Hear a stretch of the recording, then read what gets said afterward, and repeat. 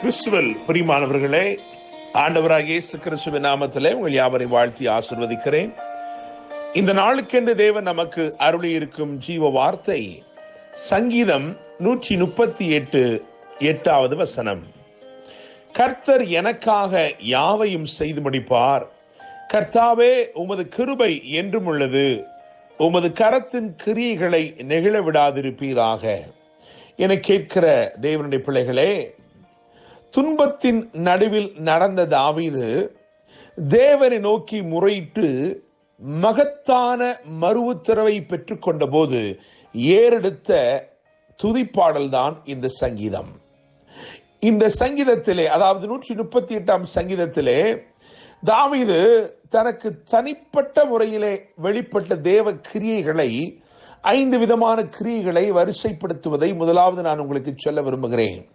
3வது வசனத்தை கவனிக்கும் பொழுது எனக்கு மறு உத்தரவு அருளினீர் என்று சொல்கிறான். அதே 3வது வசனத்திலே என்னை தைரியப்படுத்தினீர் என்று சொல்கிறான். 7வது வசனத்தை கவனிக்கும் பொழுது என்னை உயிர்ப்பிப்பீர் என்று சொல்கிறான். திரும்பமாக என்னை ரட்சிப்பீர் என்று சொல்கிறான். 8வது வசனத்தை கவனிக்கும் பொழுது எனக்காக யாவையும் செய்து முடிப்பீர் என்று சொல்கிறான். என்னை கேட்கிற தேவனுடைய பிள்ளைகளே, நான் நம்புகிறேன், விசுவாசிக்கிறேன், இந்த நாள் தேவன் உங்களுடைய வாழ்க்கையிலே தனிப்பட்ட முறையிலே கிரியை செய்கிற ஒரு நாளாய் இருக்க போகிறது. உங்களுக்கு மறு உத்தரவை அருளப் போகிறார். உங்களை தைரியப்படுத்த போகிறார். உங்களை உயிர்ப்பித்து ரட்சிக்க போகிறார். உங்களுக்காக அவர் எல்லாவற்றையும் செய்து முடிக்க போகிறார். தேவன் உங்களுக்கு வாக்கு பண்ணினதை நிறைவேற்றும் காலத்திற்குள்ளே நீங்கள் வந்திருக்கிறபடினாலே அவர் உங்களுக்காக எல்லாவற்றையும் அவரே செய்து அவர் முடிக்கிறதை நான் உங்களுக்கு இந்த நாளில் அறிவிக்க விரும்புகிறேன். மாத்திரமல்ல, இந்த சங்கீதத்தை வாசிக்கும் பொழுது இந்த சங்கீதத்திலே தேவனை தாவீது துதிப்பதற்காக அவன் 3 காரியங்களை அவன் முக்கியப்படுத்துகிறான்.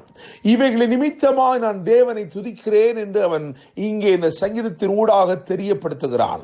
அந்த 3 காரியங்களைத்தான் இந்த நாளிலே நாம் முக்கியப்படுத்தி தியானிக்க போகிறோம். காரணம், அவைகள் உங்கள் வாழ்க்கையிலும் வெளிப்பட உண்மையுள்ளவராய் தேவன் இருக்கிறார். அதே காரியங்களை தாவீது எது நிமித்தமாய் தேவனை துதித்தானோ அது நிமித்தமாய் நீங்களும் நானும் கூட கர்த்தரை துதிக்கும்படிக்கு அவைகளை உங்கள் வாழ்க்கையிலும் வெளிப்படுத்த தேவன் சித்தமுள்ளவராய் இருக்கிறார். எனவே அந்த 3 காரியங்களை நான் உங்களுக்கு இந்த நாளிலே வரிசைப்படுத்த விரும்புகிறேன். முதலாவதாக 2ஆம் வசனத்தில் அவன் சொல்கிறான், உமது பரிசுத்த ஆலயத்திற்கு நேராக நான் பணிந்து உமது கிருபை நிமித்தம் என்று சொல்கிறான். உமது கிருபை நிமித்தம். எனவே முதலாவது உமது கிருபை. அவன் கர்த்தரை துதிப்பதற்கு காரணம் சொல்கிறான், அவருடைய கிருபை. அவருடைய கிருபை நிமித்தமாகத்தான் நான் துதிக்கிறேன் என்று சொல்கிறான். என கேட்கும் தேவனுடைய பிள்ளைகளே, சங்கீதங்களின் புஸ்தகம் 89ஆம் அதிகாரம் 20ஆம் வசனத்தையும் சங்கீதங்களின் புஸ்தகம் 78ஆம் அதிகாரம் 71ஆம் வசனத்தையும் வாசிக்கும் பொழுது நாம் ஒரு காரியத்தை கண்டுகொள்ளுகிறோம். என்னவென்று சொன்னால், இந்த கிருபை அவன் விசேஷப்படுத்துகிறதுக்கு காரணம் என்னவென்றால், இதுதான் தாவீதை கண்டுபிடித்தது. கர்த்தர் தமது கிருபையினால் தாவீதை கண்டுபிடித்தார். தேவனுடைய பிள்ளைகளே, கிருபை ஒரு மனுஷனை மேன்மைப்படுத்தும்படிக்கு அல்லது ஒரு மனுஷனுடைய வாழ்க்கையிலே தேவ திட்டத்தை வெளிப்படுத்தும்படிக்கு அவனை கண்டுபிடிக்கிறது.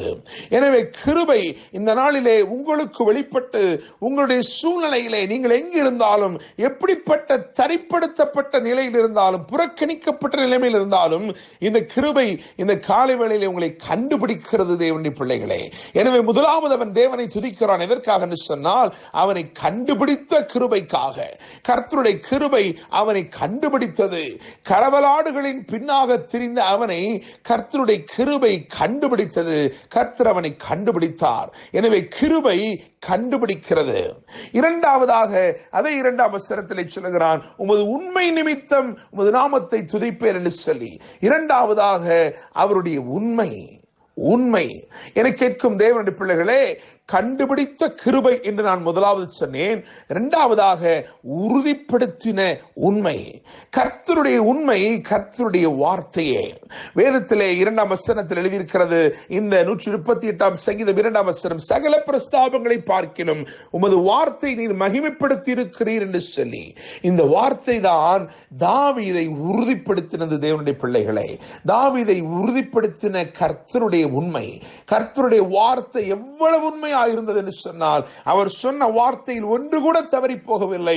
அவருடைய வார்த்தை அவனை உறுதிப்படுத்தி நிலைப்படுத்தினது. உங்கள் வாழ்க்கையிலும் கர்த்தருடைய உண்மை கிரியை செய்ய போகிறது. அந்த உண்மை அவருடைய வசனத்தை கொண்டு, அவருடைய வார்த்தை கொண்டு உங்களை உறுதிப்படுத்த போகிறது. தேவனுடைய பிள்ளைகளே, மூன்றாவதாக 5வது வசனத்தில் இப்படியாய் சொல்லப்பட்டிருக்கிறது, கர்த்தரின் மகிமை பெரிதாயிருப்பதினால் அவர்கள் கர்த்தரின் வழிகளை பாடுவார்கள்.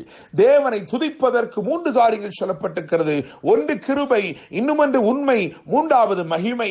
இந்த மகிமைதான் தாவீதை எல்லாவற்றிலும் மேன்மைப்படுத்தினது, மேன்மைப்படுத்தி உயர்த்தினது. அவனை அந்த மகிமை உயர்த்தி கொண்டே இருந்தது, அவனை மேன்மைப்படுத்தி கொண்டே இருந்தது. என கேட்கிற தேவனுடைய பிள்ளைகளே, அவனுக்காக வெளிப்பட்ட தேவ மகிமை அவனை மென்மேலும் மேன்மை அடைந்து கொண்டே இருக்க செய்தது. இன்னைக்கு நான் நம்புகிறேன், விசுவாசிக்கிறேன், கண்டுபிடிக்கும் கிருபை உங்களை கண்டுபிடிக்க போகிறது.